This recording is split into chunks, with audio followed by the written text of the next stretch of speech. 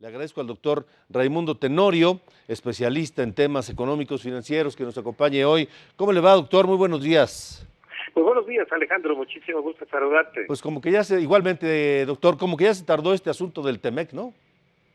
Sí, bueno, ahorita desde luego está en la vía llamada legislativa, donde la pelota está en la cancha de los Estados Unidos, puesto que en México ya el papel del Senado se cumplió al ratificar la vigencia y renovación del Tratado de Libre Comercio con Canadá y con Estados Unidos. Igual ocurre en Canadá, pero en Estados Unidos recuérdense que los demócratas, que liderados por la señora Pelosi, pues no son necesariamente pro libre comercio. Y aunque discutirán en un periodo ordinario que tiene la Cámara de Representantes en Estados Unidos, hay dudas todavía con respecto a que pueda ratificarse por la llamada vía fast track, es decir, que no haya revisión, no solamente porque a ellos no les parezca el contenido del tratado, sino porque el número de votos que representa para ellos les daría la vigencia del tratado al gobierno norteamericano. Entonces, yo creo que se dificultará desde luego en el trabajo legislativo en los Estados Unidos esta ratificación del tratado, pero dado que no pueden hacer ninguna revisión a su contenido, sino simplemente votarlo, a final de cuentas sí saldrá adelante el tratado, repito, sobre todo porque en el ala demócrata son más conscientes con respecto a quienes representan desde sindicatos que se verían afectados por la cancelación del tratado, hasta empresas localizadas en el este, en el oeste, en el sur, en el norte, en todas partes de Estados Unidos. Son los demócratas un poquito más conscientes del voto que representan.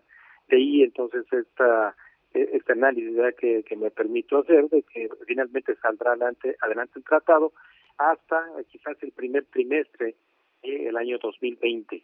Y por otra parte, bueno, pues lo que ocurrió acá en nuestro país con Andrés Manuel López Obrador y los legisladores norteamericanos que estuvieron por acá de visita, pues no podremos menos que congraciarnos de que haya ocurrido esa reunión, porque la columna vertebral del neoliberalismo es el libre comercio. Recuérdese que en el consenso de Washington, este impulso que se dio a ese decálogo que John Williamson llamó el decálogo del neoliberalismo, bueno, pues la columna vertebral de ese neoliberalismo es el libre comercio, comerciar sin restricciones para impulsar las inversiones y desde luego, bueno, pues el flujo de bienes sin las restricciones de los aranceles. Entonces, bueno, a veces uno no entiende el discurso de nuestro presidente, sí, porque pues declara que está muerto el neoliberalismo, que se ha obviamente hecho todo por eliminar del modelo neoliberal sus pilares, pero el pilar fundamental del modelo neoliberal es el libre comercio. Sí. Entonces, bueno, pues se ha ratificado por parte de México y son muy buenas noticias. Sí. Ahora, hay un detalle importante que me parece no menor. La señora Nancy Pelosi tiene intereses en una compañía filial de la canadiense que está de la norteamericana que tiene en disputa uno de los ductos que está cuestionando la Comisión Federal de Electricidad. Es decir, este ducto que trae gas de Texas a Veracruz, tan importante para la península de Yucatán, para mantener el abasto de gas y la generación de energía eléctrica en la península de Yucatán, ese ducto que se construyó con una empresa mexicana y una empresa canadiense y una filial de los Estados Unidos, tiene como parte de su cuerpo directivo y accionistas a la señora Pelosi, que ahora el gobierno de México, la Comisión Federal de Electricidad, pues no les quiere pagar. Sí, la señora Pelosi es parte del Consejo de Administración de este grupo que compone el sindicato, así se le llama, un sindicato empresarial, que es el que impulsó la inversión en este ducto. Y desde luego, bueno, pues sí tendrá que ver mucho su punto de vista y su liderazgo con el grupo de legisladores demócratas para ratificar o no la vigencia del nuevo Tratado de Libre Comercio. Mientras tanto, creo que los legisladores demócratas están también pensando ya más en los tiempos electorales, y ahí en donde recojan el sentir de quienes impulsarán su reelección, en el caso de la Cámara de Representantes de Estados Unidos o no, ahí es donde ellos van a sentir también la presión, independientemente de que la señora Pelosi tuviera también estos intereses. Ahí les interesa antes reelegirse y después, bueno, pues tomar partido.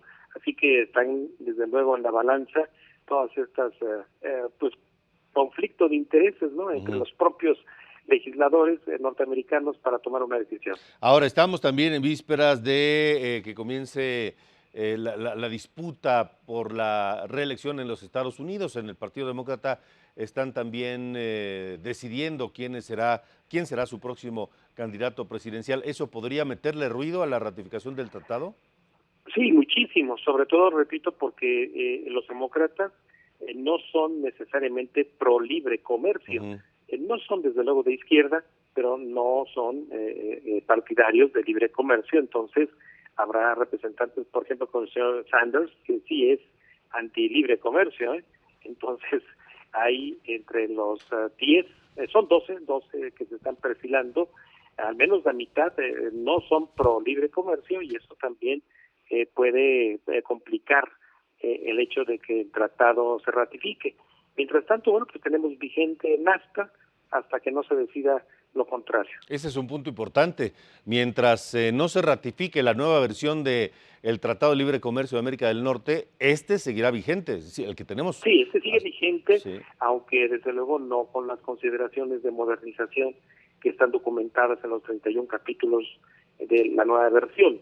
Entonces, no es solamente lo que está vigente, la estructura arancelaria, sino también otras cosas que están documentadas ahí en materia de propiedad intelectual, flujos de inversión, reglas antidumping. El tratado es mucho más que aranceles.